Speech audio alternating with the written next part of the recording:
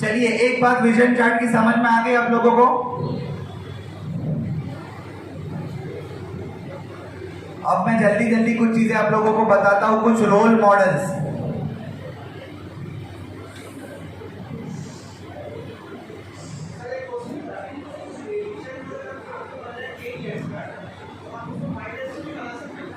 मैंने बताया ना शुरू में ही कि विजन चार्ट एक शॉर्ट टर्म गोल्स होते हैं, एक लॉन्ग टर्म गोल्स होते हैं।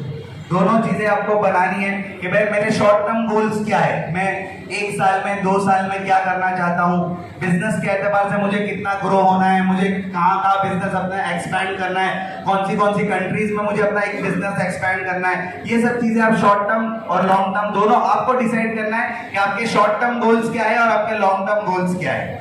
ठीक है इंशाल्लाह। चलिए, तो ये कुछ चीजें अलग अलग थी, मैं आपको बताई कुछ चीजें। देखिए, एक वीडियो में आपको दिखा रहा हूं, जल्दी से वो रखिए ना प्लीज। अगर आपने किसी चीज का इरादा किया तो आप कर सकते हो, और अगर आपके पास वसाइल नहीं है, चीजें नहीं है, तो भी आप कर सकते हो। मैं अभी आपको एक छोटे बच्चे का वीडियो दिखा रहा हूं, वो बहुत ही मोटिवेशनल वीडियो है। वो छोटा बच्चा जो है हैंगिंग गार्डन के बाहर, हैंगिंग गार्डन किसी ने नाम सुना? बॉम्बे गए कोई? कलकत्ता से भाई यहाँ मिटिया बुर्ज के बाहर कभी गए ही नहीं? यहीं रहे, जीना यहाँ मरना यहाँ, इसके सिवा जाना कहाँ। खैर चलिए, बाद में इसके बारे में डिस्कस करेंगे। बॉम्बे में एक जगह है जिसका नाम है हैंगिंग गार्डन। उसको हैंगिंग गार्डन इसलिए कहते हैं कि बहुत ऊपर है, झूलता हुआ गार्डन, ऐसा लगता है कि वो लटका हुआ है। वहां पर एक बूट हाउस भी है, वो भी देखने की जगह है। हैंगिंग गार्डन के बाहर ये एक बच्चा है जो मोर पीच बेचता है। मोर पीच मालूम है क्या बोलते हैं भाई?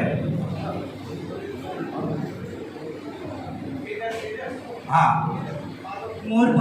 मोर का जो होता है वो हैंगिंग गार्डन के बाहर वो बेचता है। वो कभी स्कूल नहीं गया, वो बच्चा कभी, लेकिन वो 7 लैंग्वेजेस में बात करता है, और 7 लैंग्वेजेस में वो मोर पीच बेचता है। आप तसव्वुर कर सकते हैं उसको? Can you imagine it? कि एक बच्चा जो कभी स्कूल नहीं गया, अभी यहाँ बहुत सारे लोग बंगाली में बात कर रहे हैं, भाई हिंदी हमारी मदर टंग है, कभी सीखने की कोशिश की? मदर टंग नहीं, नेशनल लैंग्वेज है हमारी, कभी सीखने की कोशिश की? कितना?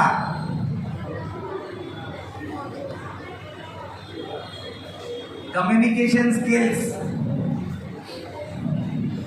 हिंदी ऐसी जबान है जो आप इंडिया में अगर रहते हैं तो कहीं पर भी बोल सकते हैं, समझ सकते हैं। इसको समझने वाले लोग आपको हर जगह मिल जाते हैं, मगर ये कि मिटिया बुर्ज में आए तो शायद नहीं मिले। मिल जाते हैं, बोलने वाले नहीं मिलते हैं। चलिए, मिटिया बुर्ज वालों को अंडर एस्टिमेट नहीं कर सकते भाई, मेरे को वापस जाने का यहाँ से, है ना? तो मैं आपको ये कह रहा था कि ये एक बच्चा जो कभी स्कूल नहीं गया, वो 8 ज़बानें बोलता है, और 8 ज़बान में जो काम वो कर रहा है, सेलिंग स्किल। बिजनेसमैन लोगों को मालूम है, कस्टमर को कोई चीज पहना देना, कोई चीज दे देना, उनको कन्विंस करना कि तुम ये ले लो, सबसे मुश्किल स्किल है सेलिंग स्किल। वो सेलिंग स्किल करता है उस जबान में जिस जबान का कस्टमर होता है। क्योंकि वो हैंगिंग गार्डन एक टूरिस्ट प्लेस है, तो दुनिया की अलग अलग जगह के लोग वहां पर आते हैं।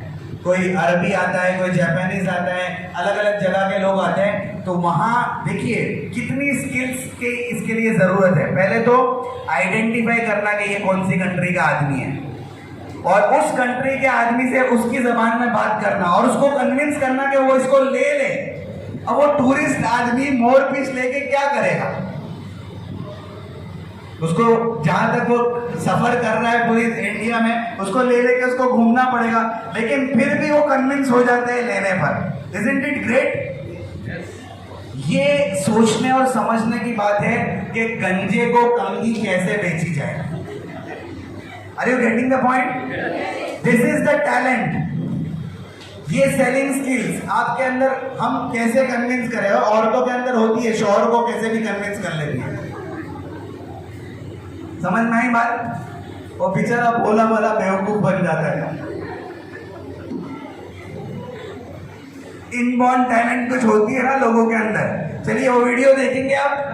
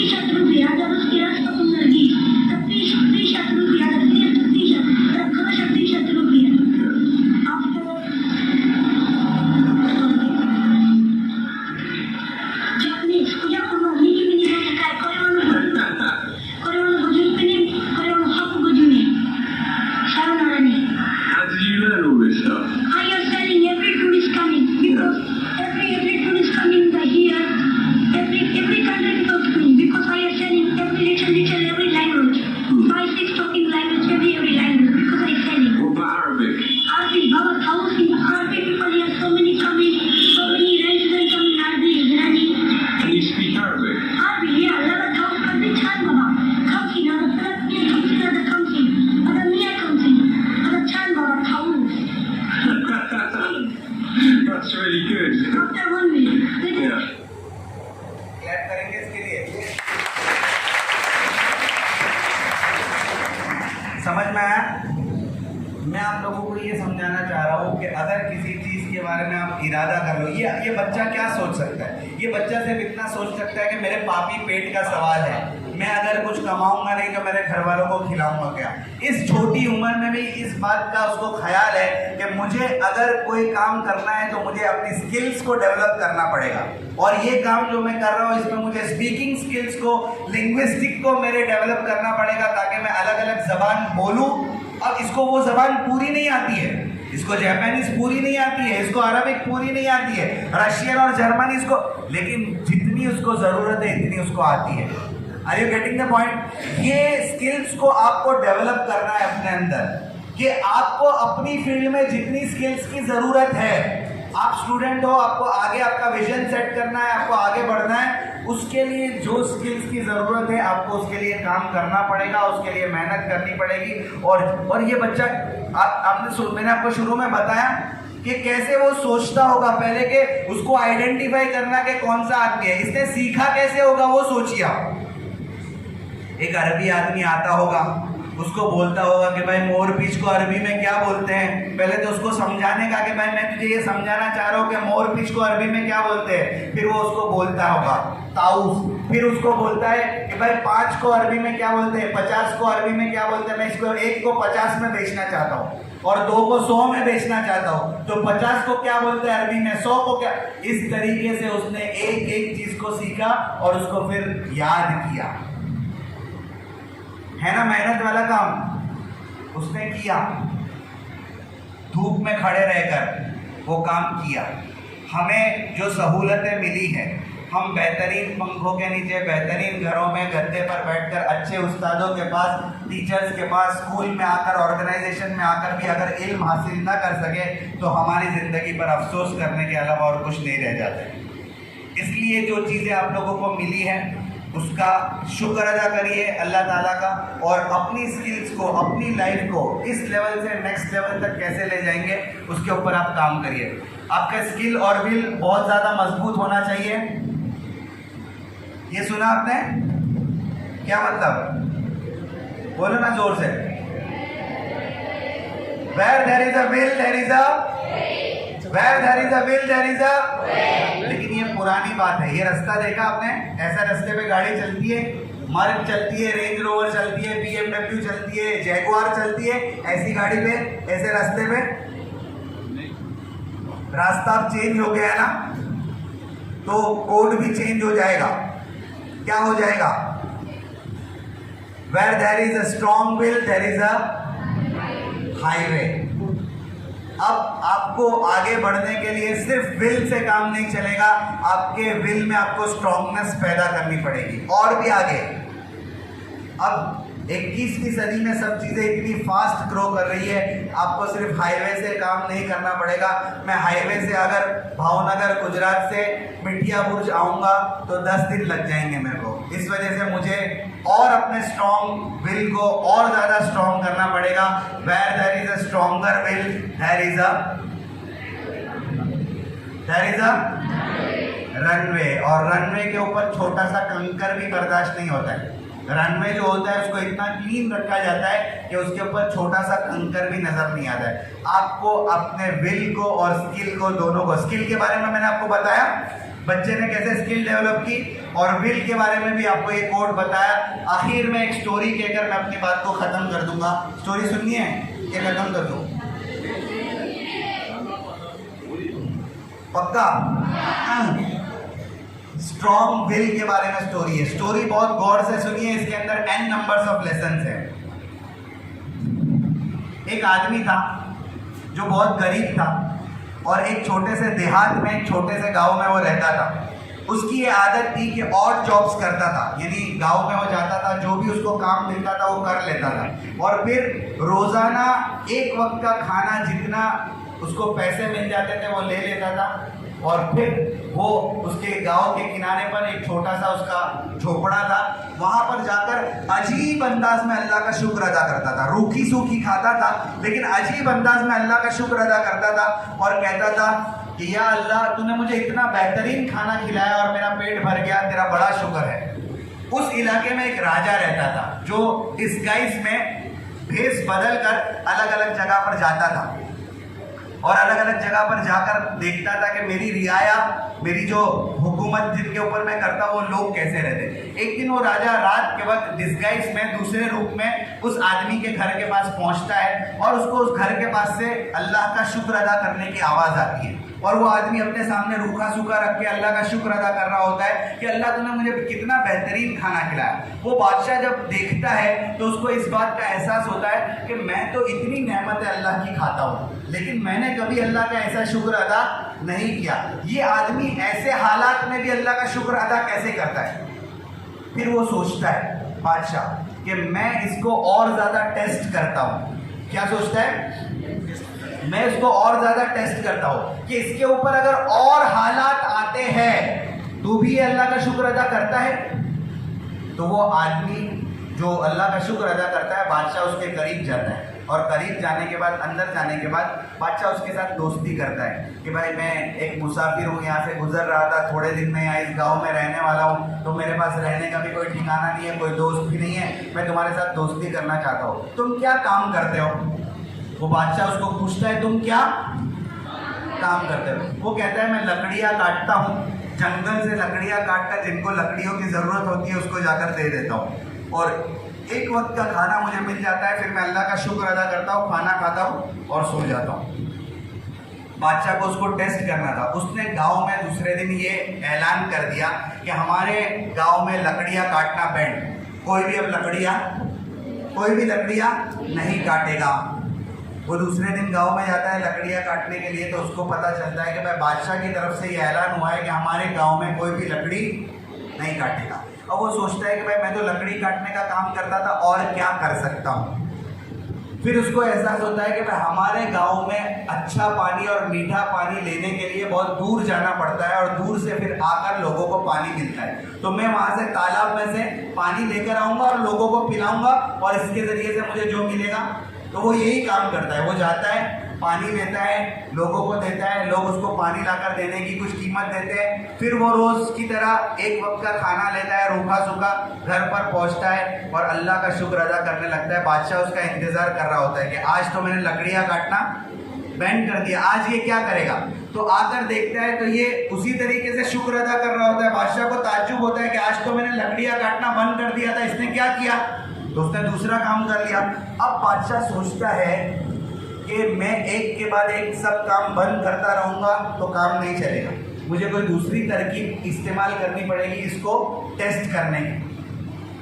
बादशाह थोड़ी देर सोचता है, फिर उसके उम्र का अंदाजा लगाता है कि इसकी एज क्या होगी, तो पता चलता है कि ये 30-35 साल के दरमियान का आदमी है।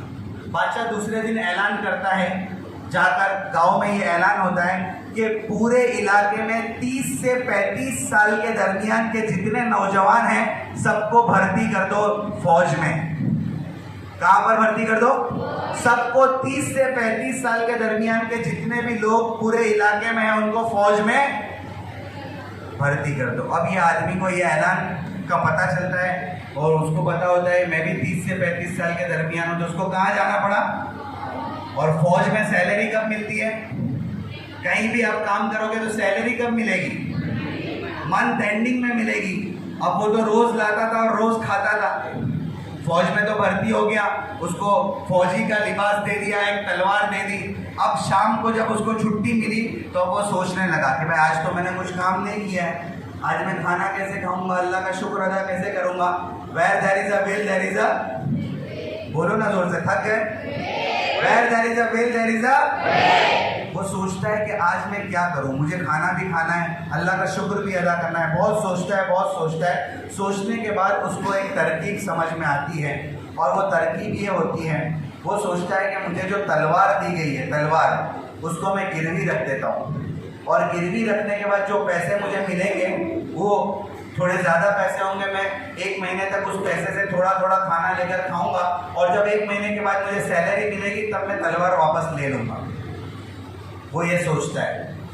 वो जो आदमी गिरवी रखता था सामान, उसके पास जाता है, तलवार उसको नहीं। अच्छा, वो एक काम ये करता है कि तलवार का सिर्फ अंदर का हिस्सा देता है जो लोहे का होता है, उसका कवर उसको नहीं देता है। और उस कवर के अंदर, क्योंकि उसको लकड़ी काटने का काम मालूम था, उसके अंदर एक डमी तलवार रख देता है लकड़ी की बनाकर, ताकि किसी को पता नहीं चले कि उसके अंदर तलवार नहीं है। वो इस तरीके से डमी तलवार अंदर रख देता है और अपनी तलवार गिरवी रखकर कुछ पैसे ले लेता है और वो उसी तरीके से अल्लाह का शुक्र अदा करते हुए खाता है। आज बादशाह को और भी ज्यादा ताज्जुब होता है, वो वहीं इंतजार में खड़ा होता है कि आज ये, अब वो देखता है कि आज तो इसको सिपाही बना दिया था, आज इसको कैसे खाना मिल गया। वो जब अल्लाह का शुक्र अदा करके खाना खा लेता है, बादशाह उसके पास जाता है और कहता है भाई आज कैसे तुझे मिला। वो आदमी बेचारा भोला वाला होता है, बेवकूफ़ी वाला थोड़ा काम कर देता है। वो कहता है कि किसी को बोलना मत, तेरे को बोलता हूँ। ये सबसे बड़ी बेवकूफ़ी की बात है। अपनी राज की बात किसी को बोलो और फिर बोलो किसी को बोलना मत। मैंने आपको बोला किसी को बोलना मत, समझ में आई बात? अब वो उसको कहता है कि भाई किसी को बोलना मत, बादशाह ने तो मेरे को सिपाही बना दिया था, अब मैं बहुत फिक्र में था कि आज कैसे खाना खाऊंगा, आज कैसे अल्लाह का शुक्र अदा करूंगा। मैंने तलवार गिरवी रख दी। तो बादशाह बोलता है ये है तो सही तलवार, तो बोले ये तो नकली है, लकड़े की है, नकली है। अब बादशाह समझ जाता है कि अब ऊंट पहाड़ के नीचे आ गया। अब बादशाह दूसरे दिन दरबार लगाता है और वो असली सूरत में आ जाता है। इसके सामने तो असली सूरत में नहीं होता है, वो असली सूरत में आता है, दरबार लगाता है और बादशाह ये कहता है जितने फौजी नए सिपाही जो है ये फौज में भर्ती हुए सबको जमा करो, सबको जमा करो। सब आ जाता है। बादशाह वहां पर एक नकली चोर खड़ा करता है जो नकली होता है। अब बादशाह ये कहता है कि जितने लोग नए फौजी बने थे मैं उनको टेस्ट करना चाहता हूँ, जैसे मैं टेस्ट कर रहा हूँ तुम लोगों को बहुत देर से। बादशाह ये कहता है मैं नए फौजियों को टेस्ट करना चाहता हूँ और मैं किसी को भी रैंडम टेस्ट करूंगा और ये चोर है, उस फौजी को आकर इस चोर ने चोरी की है उसके हाथ काटना है तो अपनी तलवार निकालेगा और हाथ काट देगा। अब चोर आगे आ जाता है, उसकी चोरी के बारे में फैसला हो जाता है कि ये चोर है, इसके हाथ काटने हैं। अब बादशाह सब फौजियों की तरफ नजर करता है। उसको तो किसको बुलाना था? उसी आदमी को बुलाना था। अब वो देखता है कि भाई ये फौजी कौन कौन है, फिर वो आदमी जहाँ उसको नजर आता है वो कहता है तुम आगे आ जाओ, तुम आगे आ जाओ और तुम आगे आकर यहाँ सामने खड़े रहकर इस चोर के हाथ अपनी तलवार से काटो।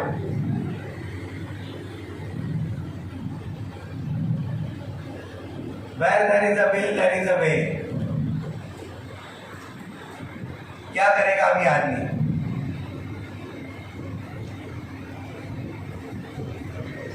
रास्ता?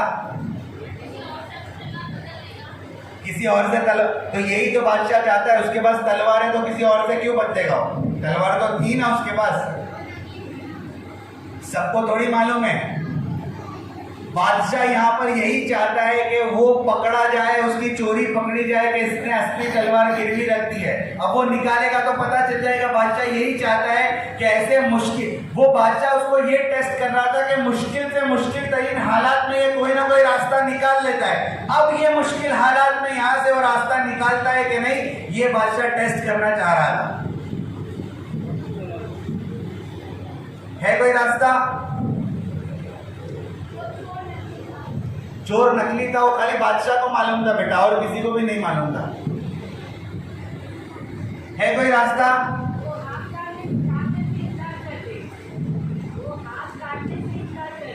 क्यों? बादशाह का हुक्म में इनकार क्यों करेगा? उसका सर कलम हो जाएगा। है कोई रास्ता? नहीं है तो स्टोरी खत्म। दूसरी बार जब मिर्जापुर जाऊंगा तब मैं इसका जवाब दूंगा। सादिक भाई और ये आमीन मिशन वाले दूसरी बार मेरे को जब बुलाएंगे मिर्जापुर, तब इसका जवाब दूंगा। तब तक आप सोचो भाई। सोचने के लिए तो आपको टाइम दिया इतना सब जी। अल्लाह तो मदद कर ही रहा है, लेकिन बंदे को एफर्ट्स तो करने पड़ेंगे ना उसके लिए। यहाँ पर रास्ता ऐसा चाहिए कि सांप भी मर जाए और लाठी भी ना टूटे। सोचो भाई, दूसरी बार आऊंगा तो जवाब दूंगा। थोड़ा आप लोगों के ऊपर होमवर्क समझ कर ले लो। क्या बोलते जहीर भाई?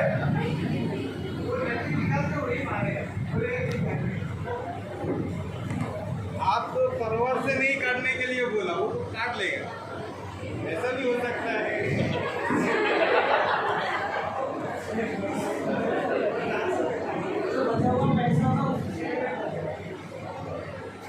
अब वो दरबार में सबके सामने खड़ा हुआ है, कोई सेटलमेंट करने के मौकफ में नहीं हो। सच बोल देगा। बादशाह यही चाह रहा है कि वो पकड़ा जाए।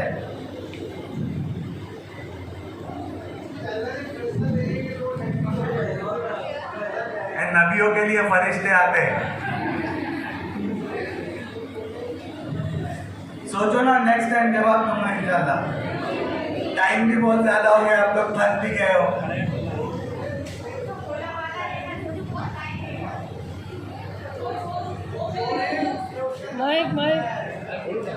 किसी ने चुरा लिया है। अरे भाई, तलवार लकड़े की उसके पास लटकी हुई है, कैसे चुरा लिया है? बताओ।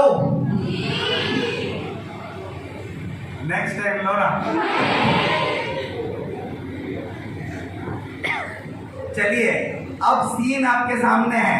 वो आदमी खड़ा है, चोर सामने खड़ा है। बादशाह ये चाह रहा है कि ये कैसे भी एक्सपोज हो जाए। अब ये थोड़ी देर सोचता है, और सोचने के बाद फिर से where there is a will there is a, उसका रंगने वाला विल था कि कहीं से भी रास्ता तो निकलेगा, और उसने रास्ता निकाल लिया। क्या रास्ता निकाला पता है उसने? वो बीच में जाकर खड़ा हो गया, और खड़ा होने के बाद इस तरीके से हाथ ऊपर किया, और हाथ ऊपर करने के बाद वो कहने लगा, या अल्लाह, तू जानता है मैं कभी सिपाही बनना नहीं चाहता था। बादशाह सलामत का हुक्म था, इसके लिए मैं सिपाही बन गया। और या अल्लाह, तू जानता है मैं कभी किसी का खून बहाना नहीं चाहता था। बादशाह का हुक्म है, इसके लिए मुझे इसके हाथ काटने पड़ रहे हैं। लेकिन या अल्लाह, मुझसे किसी बेगुनाह के हाथ ना कटे, इसके लिए मैं तुझसे दुआ करता हूँ। अगर ये गुनहगार है तो मैं अभी इसके हाथ काट दूंगा, और अगर ये गुनहगार नहीं है तो मैं अल्लाह तुझसे दुआ करता हूँ कि मेरी लोहे की तलवार को तू लकड़े का बना दे।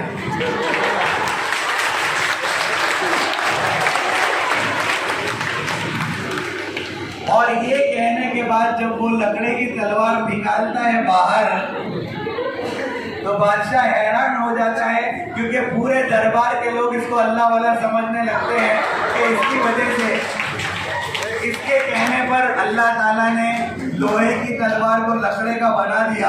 ये बहुत बड़े बुजुर्ग है, और फिर सबकी बुजुर्गियत के सामने उनकी बुजुर्ग मसरूफियत इतनी बढ़ जाती है कि बादशाह फिर कुछ कर नहीं पाता है। समझ में आई बात? खैर ये एक स्टोरी है। समझने की बात ये है, where there is a will there is a way। आपका इरादा मजबूत है तो इंशाल्लाह अल्लाह तबारक व तआला आपके लिए रास्ते निकालेगा और रास्ते आगे बढ़ते जाएंगे और निकलते जाएंगे। और भी कुछ चीज़ें थी लेकिन अब वक्त नहीं है, इंशाल्लाह फिर कभी मौका रहा तो आप लोगों के सामने उसके बारे में बात करेंगे। आखिर में नमाजों की पाबंदी बहुत ज़रूरी है, माइंडफुल सलात बहुत ज़्यादा ज़रूरी है। नमाज ध्यान और तवज्जो से पढ़ना, और नमाज ध्यान और तवज्जो से आप उस वक्त पढ़ेंगे जब आपका वजू अच्छा होगा, आपकी नीयत अच्छी होगी। नमाज बहुत ज़रूरी चीज़ है, जन्नत की कुंजी है। नमाज और दुआ की पाबंदी करेंगे तो आपको बहुत सारे रास्ते आपके लिए खुलते रहेंगे। सब करेंगे इंशाल्लाह। हमारे लिए भी दुआ करिए, हमारे बच्चों के लिए दुआ करिए, हमारे स्कूल के लिए दुआ करिए। अल अमीन मिशन जहाँ पर हम लोग बैठे हुए हैं इसके लिए हम दुआ करते हैं। और ये इतना अच्छा प्रोग्राम इन लोगों ने ऑर्गेनाइज किया उनके लिए हम दुआ करते हैं। और आप लोगों के लिए हम लोग दुआ करते हैं कि आप लोग आए और आप लोगों ने इतनी बातें सुनी। हम दुआ करते हैं कि अल्लाह तबारक व तआला कहीं सुनी जाने वाली बातों पर अमल करने की तौफीक अता फरमाए। आखिर में मेरा एक YouTube चैनल है right way learnings, Mufti Sajid Falahi. आप लोग लिख लीजिए नाम, और अगर किसी के पास फ़ोन है तो अभी उसको सब्सक्राइब कर लीजिए। अभी मैंने जो आपको स्टोरीज सुनाई, ऐसी बहुत सारी स्टोरीज उस चैनल पर है और हर स्टोरी के साथ मॉरल्स भी है, बहुत सारे अच्छे अच्छे मॉरल्स है। Right way learnings, RIGHTWAY, right way learnings Mufti Sajid Falahi. सबने सर्च किया? किसके किसके पास फोन है? सर्च किया, आ गया? चैनल नजर आ रहा है आप लोगों को?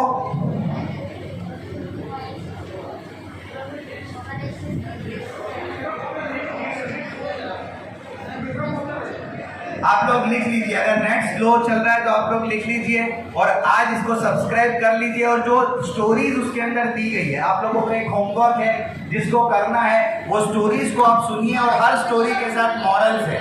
मैंने अभी आपको बताया मॉरल स्टोरी के साथ, हर स्टोरी के साथ मॉरल्स है। उन मॉरल्स को और स्टोरी को आप याद करिए, वो आपके लिए लाइफ लॉन्ग लर्निंग लेसन होंगे। सब करेंगे इंशाल्लाह।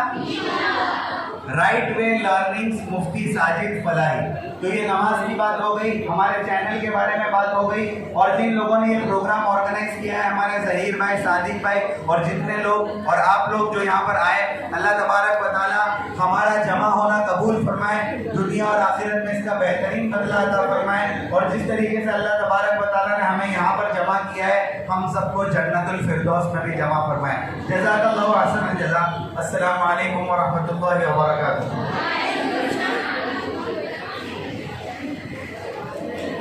एक